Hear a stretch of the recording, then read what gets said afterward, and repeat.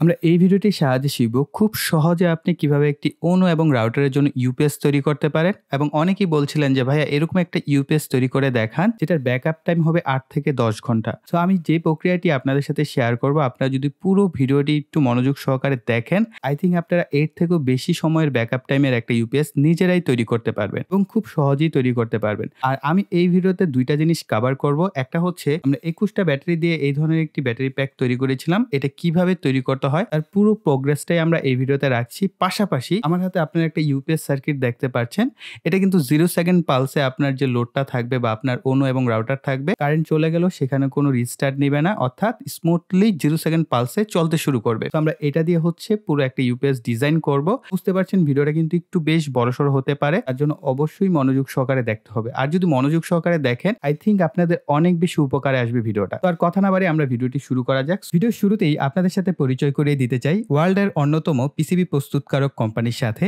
মাত্র $5 1 or 2 layer 10 piece PCB board order করতে পারবেন। মাত্র $30 1 থেকে 20 পিস অ্যাসেম্বলি করাতে পারবেন কোনো শিপিং চার্জ ছাড়াই। এছাড়াও পিসিবি এর সকল সার্ভিস ও তথ্যসমূহ জানার জন্য তাদের ওয়েবসাইটটি ভিজিট করতে পারেন।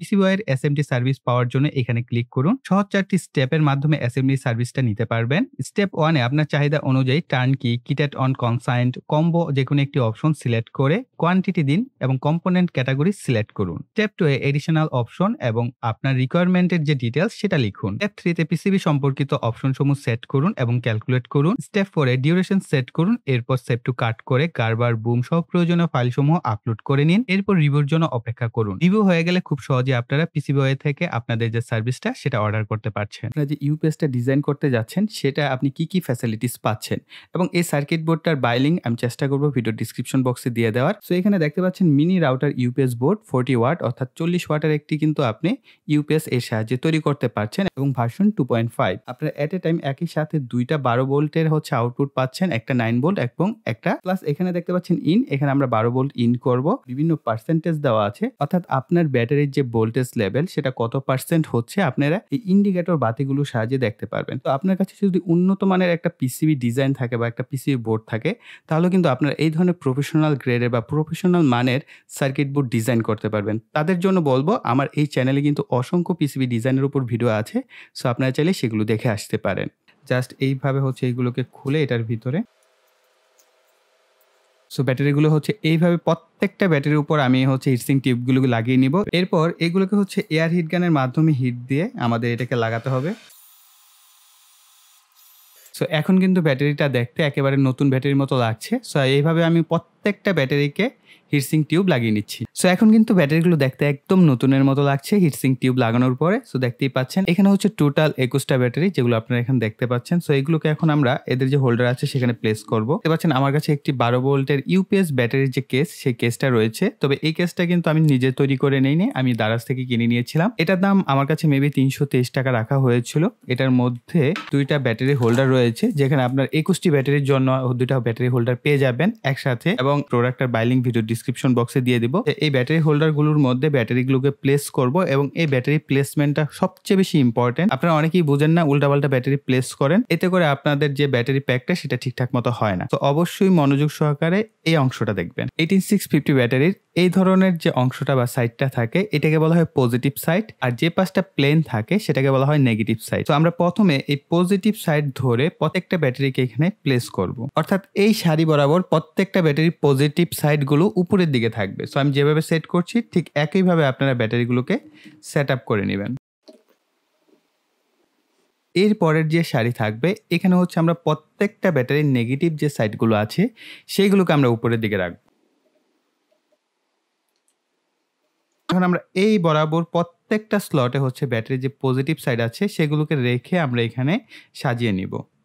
আমরা এর উপরের যে কভারটা আছে সেটা লাগিয়ে নিব। নিকেল স্ট্রিপ হচ্ছে পরিমাণ মতো কেটে নিব, অর্থাৎ এই বরাবর আমাদের প্রত্যেকটা ব্যাটারিকে শর্ট করতে হবে, প্রত্যেকটা নেগেটিভ ব্যাটারিকে শর্ট করতে হবে এবং এই বরাবর প্রত্যেকটা পজিটিভ ব্যাটারিকে শর্ট করতে হবে। সেই মাপ অনুযায়ী আমি হচ্ছে নিকেল স্ট্রিপগুলোকে প্রথমে কেটে নিব।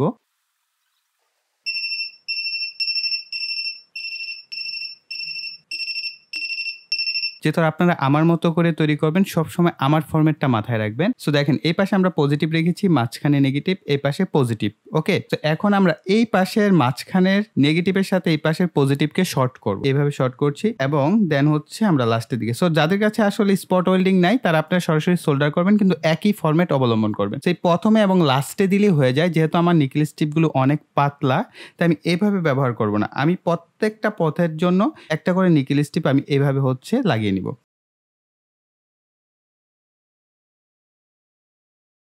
সো এখন আমরা হচ্ছে এই ব্যাটারি প্যাকটাকে উল্টো করব। উল্টো করলে আমাদের যে পাশে পজিটিভ ব্যাটারিগুলো ছিল সে পাশে হচ্ছে নেগেটিভ ব্যাটারিগুলো থাকবে, অর্থাৎ আমাদের দুই পাশে থাকবে নেগেটিভ, মাঝখানে থাকবে পজিটিভ। সো আমি এটাকে উল্টো করে দেখাচ্ছি। এখন আমরা জাস্ট আগের মতো করেই একটা ব্যাটারিকে এভাবে হচ্ছে আমরা নিকেল স্ট্রিপ লাগিয়ে নিব। ঠিক প্রত্যেকটা পজিটিভ আবার এই প্রত্যেকটা নেগেটিভকে একইভাবে আমরা এখন নিকেল স্ট্রিপগুলোকে লাগিয়ে নিচ্ছি। এই দিকে হচ্ছে শর্ট করে নিয়েছিলাম নেগেটিভের সাথে পজিটিভকে। এখন আমরা একইভাবে এই নিচের দিকের এই পজিটিভের সাথে এই নেগেটিভকে শর্ট করে নিব। আমরা বিপরীত পাশে দেখেন এখন আমাদের যে অবস্থায় আছে নিচের দিকে হচ্ছে শর্ট করা, আর এই অবস্থায় আমরা যখন রাখছি নিচের দিকে হচ্ছে এই পাশে আছে, এখন আমরা এই পাশে হচ্ছে শর্ট করে নিব। হিসেবে ব্যবহার করব 3S BMS 40 এম্পিয়ার, সো অর্থাৎ 40 এম্পিয়ারের বিএমএস হচ্ছে এটি। যেহেতু আমরা 21টি ব্যাটারি ব্যবহার করছি, এই ক্ষেত্রে অবশ্যই আপনাদেরকে রিকমেন্ড করব 40 এম্পিয়ার বা তার উপরে যে কোনো বিএমএস ব্যবহার করার জন্য। এবং এই বিএমএসটি হচ্ছে 12.6 ভোল্ট ম্যাক্সিমাম হচ্ছে আউটপুট ভোল্টেজ উঠবে। আপনার পিছনে লেখা দেখতে পাচ্ছেন 12.6 ভোল্ট। সো আপনাদের রিকমেন্ড করব অবশ্যই 12.6 ভোল্টের যে বিএমএস গুলো পাওয়া যায় সেগুলো ব্যবহার করার। আর আপনি যদি এখানে খেয়াল করেন বিএমএস এর প্রত্যেকটা ভোল্টেজ লেভেল উল্লেখ করা আছে। প্রথমে 0 ভোল্ট, তারপরে 8.4 ভোল্ট, তারপরে 12.6 ভোল্ট এবং 4.2 ভোল্ট। প্লাস এবং মাইনাস দুইটা সাইন দেখতে পাচ্ছেন, এটা মূলত আমাদের ইনপুট এবং আউটপুট হিসেবে কাজ করে, দুইটা একত্রে কাজ করে। সো আমরা এইটাকে এই প্লাস এবং মাইনাস থেকে হচ্ছে দুইটা তারকে সোল্ডার করে নেব এবং এই ক্ষেত্রে অবশ্যই চেষ্টা করবেন ভালো মানের তার ব্যবহার করার। সো দেখতেই পাচ্ছেন তারগুলো কিন্তু বেশ, ভিতরের কোরগুলো বেশ ভালো কোয়ালিটির। সো এই কারণে আপনারা এই ধরনের তারগুলো ব্যবহার করতে পারেন।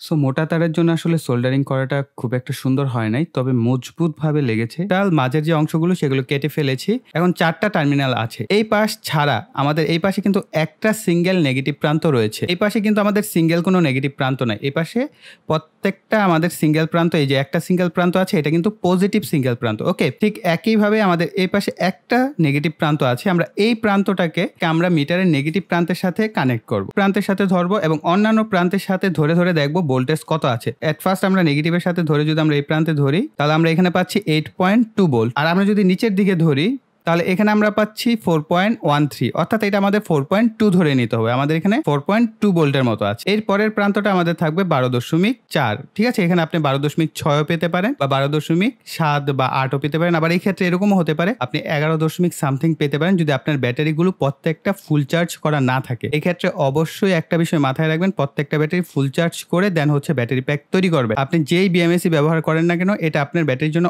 অনেক অনেক বেটার পারফর্ম করে। সকল বিএমএস এর কিন্তু এই পিন আউট গুলো একই রকম থাকে না। কোনোটার আমি দেখেছি 8.4 এর জায়গায় হচ্ছে 8.2, ধরেন এখানে হচ্ছে 4.2 আছে, এখানে 8.4। সেই ক্ষেত্রে আপনাকে ক্রস করে কানেকশন করতে হবে। আমি এখন যেভাবে সরাসরি কানেকশন করছি এভাবে কানেকশন করলে হবে না। আর অবশ্যই মিটার ধরে বুঝে শুনে তারপর বিএমএস এর সাথে কানেকশন করবেন। ভুলভাল কানেকশন করলে আপনার প্যাক ভালো পারফরমেন্স কখনোই করবে না।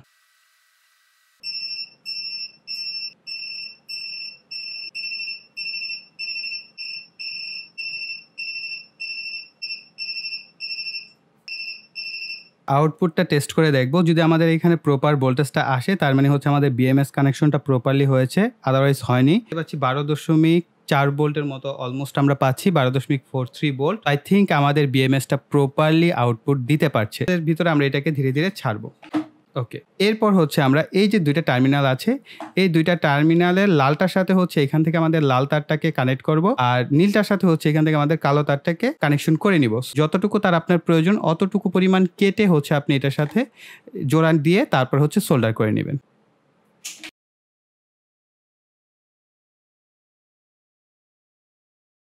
সো আই থিংক এখন আপনারা বুঝতে পেরেছেন কিভাবে এই ধরনের ব্যাটারি প্যাকগুলো তৈরি করতে হয়। সো আপনারা চাইলে আরো বেশি ব্যাটারি ইনক্লুড করে বড় ধরনের ব্যাটারি প্যাকও কিন্তু তৈরি করতে পারবেন। ব্যাটারি এম্পিয়ার যত বেশি হবে আপনি ব্যাকআপটা কিন্তু তত বেশিই পাবেন। ব্যাটারির সাথে সার্কিটটাকে অ্যাসেম্বলি করাটা শিখবো কিভাবে আপনারা কানেকশনগুলো করবেন। সো আমরা এর জন্য একটা বোর্ডের সহযোগিতা নিচ্ছি। সো কার্ডবোর্ডের উপর সেটআপ করলে যে বিষয়টা হয় যে আসলে বিষয়টা বুঝতে সুবিধা হয় অনেকের ক্ষেত্রেই। এখানে আমরা গ্লু গানের সাহায্য হচ্ছে আমরা এখানে বোর্ডটাকে সেটআপ করে নিব।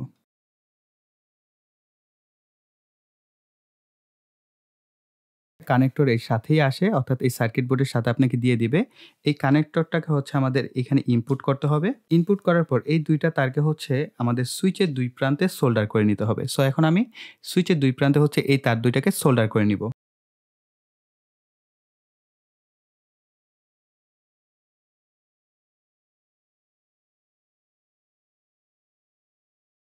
এখানে ২ টা এলিগেটর ক্লিপ ব্যবহার করা হচ্ছে ব্যাটারির সাথে কানেকশন করার জন্য। আমরা এই বোর্ডের দিকে যদি খেয়াল করি, এই কানেক্টরের মধ্যে B+ এবং B- উল্লেখ করাই আছে।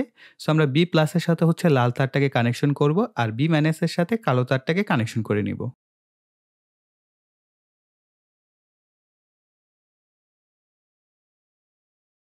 এলিগেটর ক্লিপ ২ টাকে আমরা কানেক্ট করে নিব ব্যাটারির সাথে।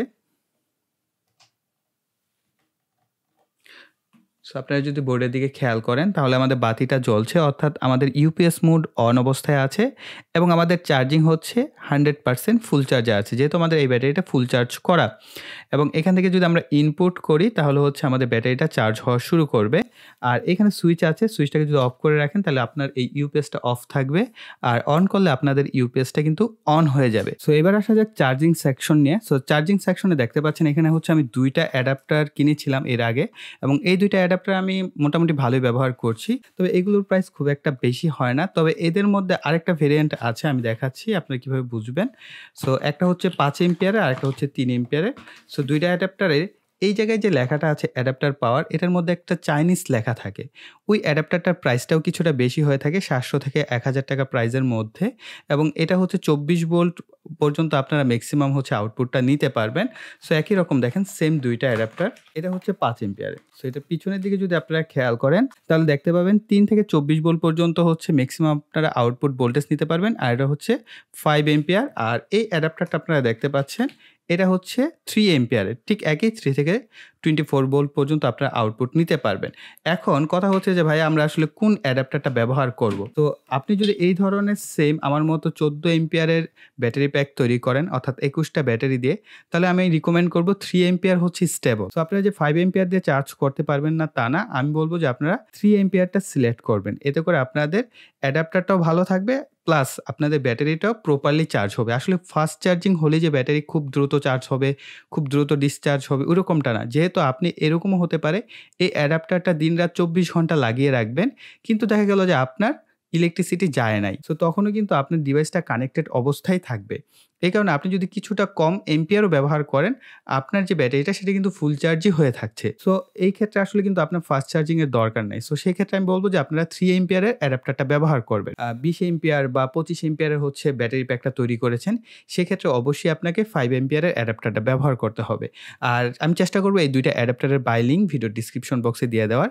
সো আপনারা চাইলে সেখান থেকে কিনে নিতে পারেন এবং একই রকম দেখতে কিন্তু অনেকগুলো অ্যাডাপ্টার আছে একদম সেম টু সেম এরকম দেখতেই। সেগুলোর কোয়ালিটি কিন্তু নড়বড়ে হয় বা খারাপ হয়।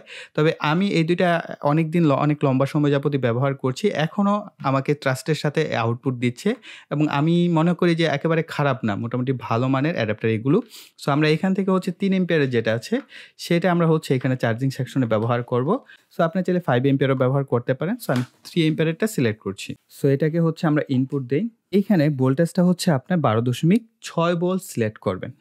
সো এই যে এই নবটা আছে এই নবটাকে ঘুরিয়ে ১২.৬ ভোল্টে সেটআপ করবেন। এই যে দেখেন ১২.৬ ভোল্টে খুব ইজিলি আপনি সেটআপ করতে পারছেন।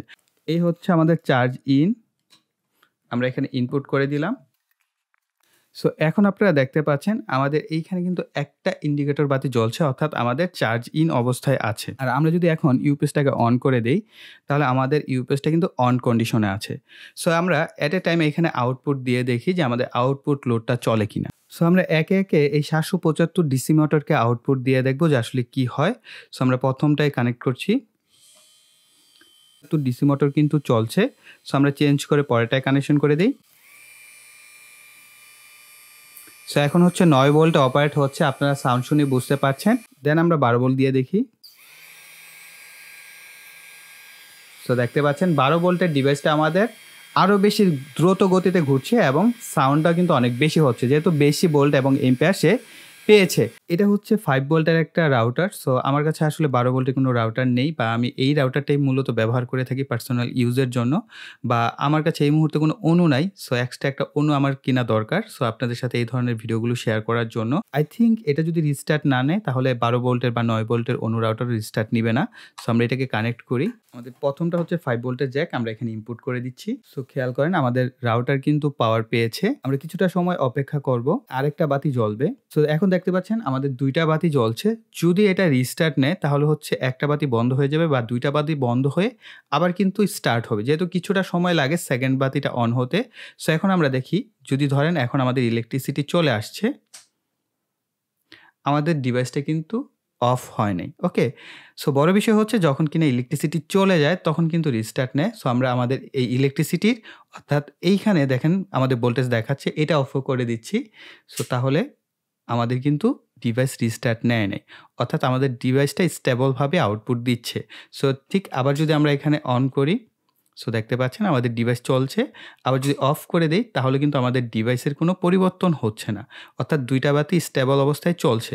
যদি রিস্টার্ট নিত তাহলে কি হতো আমি দেখাচ্ছি। ধরেন এটা যদি রিস্টার্ট নিত তাহলে আমাদের এই যে একটা বাতি জ্বলতো এবং কিছুটা সময় পর আরেকটা বাতি জ্বলতো। সো এই কারণে আমি বলতে পারছি যে আমাদের রাউটার কিন্তু রিস্টার্ট নিচ্ছে না, অর্থাৎ স্টেবলভাবে আউটপুট দিচ্ছে এবং 0 সেকেন্ড পালসে কিন্তু আমাদের ডিভাইস চলছে। অর্থাৎ আপনি যদি গেমিং বা লাইভ স্ট্রিম করতে থাকেন, ওই অবস্থায় আপনার অন্য রাউটার কোনো রিস্টার্ট নিবে না। সো আপনারা চাইলে এই সার্কিটটা অনায়াসে ব্যবহার করতে পারেন, এবং আপনারা চাইলে লম্বা ব্যাকআপের কিন্তু একটা ইউপিএস নিজেরা এইভাবে ডিজাইন করে নিতে পারেন। আর আপনারা যদি চান যে ভাইয়া আপনি এটা পুরোটাকে একটা ইউপিএস আগে যেভাবে আমরা তৈরি করতাম একটা বক্সের মধ্যে অ্যাসেম্বলি করে কম্প্যাক্ট একটা ডিভাইস, সো ওইটা যদি চান তাহলে অবশ্যই কমেন্ট সেকশনে লিখবেন। তাহলে আমরা পরবর্তী ভিডিওতেই এটার জন্য একটা পিভিসি পাইপ দিয়ে কেটে আমরা একটা বক্স তৈরি করে সেটার মধ্যে পুরো বিষয়টাকে অ্যাসেম্বলি করে সুন্দরভাবে আপনাদের সাথে ডিজাইনটা শেয়ার করব। সো তার জন্য অবশ্যই ভিডিওতে লাইক, কমেন্ট এবং শেয়ার করবেন। আর যারা এখনও চ্যানেলটিকে সাবস্ক্রাইব করেনি, চ্যানেলটিকে সাবস্ক্রাইব করে পাশে বেল বাটনটি অ্যাক্টিভ করে দিবেন পরবর্তী ভিডিওর নোটিফিকেশন পাওয়ার জন্য। সো এই বলে এখানে বিদায় নিব। সকলে ভালো থাকবেন, সুস্থ থাকবেন। টাটা।